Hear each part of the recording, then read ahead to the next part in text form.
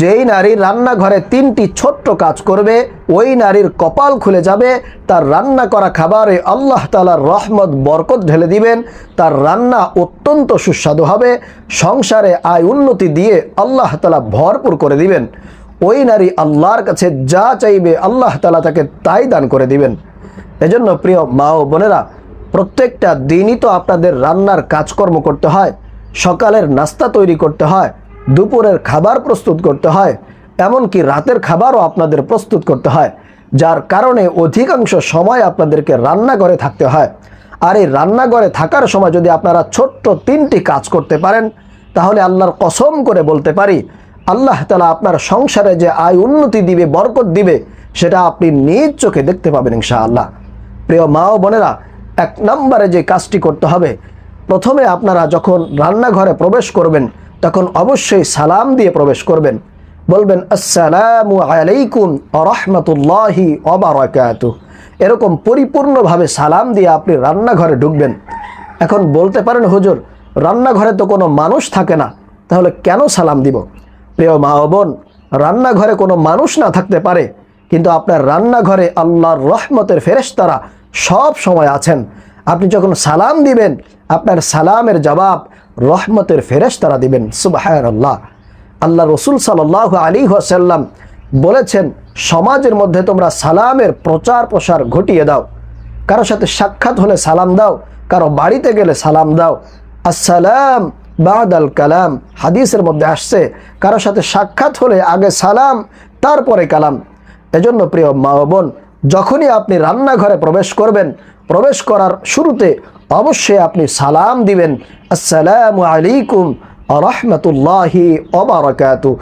আপনার সালামের জবাব রহমতের ফেরেশতারা অবশ্যই দিবেন। 2 নম্বরে যে আমলটি করতে হবে, সেটা যদি করতে পারেন তাহলে আপনাদের কপাল খুলে যাবে, আপনার রান্না করা খাবার অত্যন্ত সুস্বাদু হবে।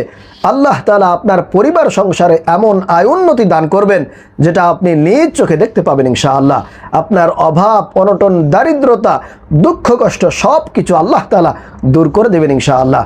সেই আমলটি হলো, রান্নাঘরের প্রত্যেকটা কাজের শুরুতে আপনি বিসমিল্লাহ বলে শুরু করবেন। আপনি যখনই ভাত রান্না করবেন তখন শুরুতে আপনি বিসমিল্লাহ বলে ভাত রান্না করা শুরু করবেন। যখন আপনি মাছ কাটবেন, তরিতরকারি কাটবেন, তখন বিসমিল্লাহ বলে শুরু করবেন। যখন আপনি থালা বাসন ধৌত করবেন তখন আপনি বিসমিল্লাহ বলে শুরু করবেন। এরকমভাবে প্রত্যেকটা কাজের শুরুতে যদি আপনি বিসমিল্লাহ বলে শুরু করতে পারেন, আল্লাহর কসম করে বলতে পারি আপনার রান্না করা খাবার এত বেশি সুস্বাদু হবে, পরিবারের প্রত্যেকটা সদস্য সেই রান্নার প্রশংসা করতে বাধ্য হবে ইনশাআল্লাহ। কারণ বিসমিল্লাহ এটা খুবই পাওয়ারফুল, মূল্যবান একটি দোয়া। এটা শুধু দোয়াই নয়, বরং পবিত্র কোরআনুল কারীমের একটি আয়াতও বটে। আল্লাহ তাআলা পবিত্র কোরআনুল কারীমের মধ্যে 114টি সূরা নাজিল করেছেন। তার মধ্যে একটি সূরা ব্যতীত বাকি প্রত্যেকটি সূরার শুরুতে এই বিসমিল্লাহ রয়েছে। এজন্য এটা খুবই পাওয়ারফুল, শক্তিশালী, পরীক্ষিত একটি আমল। এই বিসমিল্লাহর আমল যারা করবে, আল্লাহ পাকের পক্ষ থেকে তারা সরাসরি সাহায্যপ্রাপ্ত হবে। শয়তান তাদেরকে কোনো প্রকার ধোঁকা দিতে পারবে না। প্রিয় মা বোনেরা, এই বিসমিল্লাহর আমল যারা প্রতি রাতে 21 বার পাঠ করে ঘুমাবে, আল্লাহ তাআলা তাদেরকে 3টি শ্রেষ্ঠ পুরস্কারে পুরস্কৃত করবেন। সুবহানাল্লাহ। 1 নম্বর পুরস্কার হলো, যেই ব্যক্তি প্রতিদিন রাতে ঘুমানোর পূর্বে 21 বার বিসমিল্লাহ পাঠ করে ঘুমাবে, আল্লাহ পাক তাদেরকে 1 নম্বর যে পুরস্কারটি দিবেন সেটা হলো, তারা রাতের বেলায় কোনো ধরনের খারাপ স্বপ্ন দেখবে না। সমস্ত ধরনের খারাপ স্বপ্ন থেকে আল্লাহ তাআলা তাদেরকে হেফাজত দান করবেন। 3 নম্বর পুরস্কার হলো, কোনো একদিন রাতের বেলায় আল্লাহর নবী সাল্লাল্লাহু আলাইহি ওয়াসাল্লামের সাক্ষাৎ আপনি স্বপ্নের মাধ্যমে পেয়ে যাবেন। বলুন সুবহানাল্লাহ। এজন্য প্রিয় মা ও বোনেরা, রান্নাঘরে যারা বিসমিল্লাহর আমল করবে, আল্লাহ তাআলা তাদেরকে এই 3টি শ্রেষ্ঠ পুরস্কারে পুরস্কৃত করবেন। এজন্য অবশ্যই আপনারা 2 নম্বরে যে আমলটি করবেন, আপনার রান্নাঘরের প্রত্যেকটা কাজের শুরুতে অবশ্যই আপনি বিসমিল্লাহ পড়বেন। সর্বশেষ যে আমলটি করবেন সেটা হলো, রান্নাঘরে আপনারা আল্লাহর নবীর উপরে বেশি বেশি দুরূদ পাঠ করবেন। আপনারা নামাজের দুরূদ পাঠ করতে পারেন, অথবা সব থেকে ছোট্ট দুরূদ সাল্লাল্লাহু আলাইহি ওয়াসাল্লাম, সাল্লাল্লাহু আলাইহি ওয়াসাল্লাম, এই দুরূদটা আপনারা রান্না করার ফাঁকে ফাঁকে পাঠ করতে পারেন।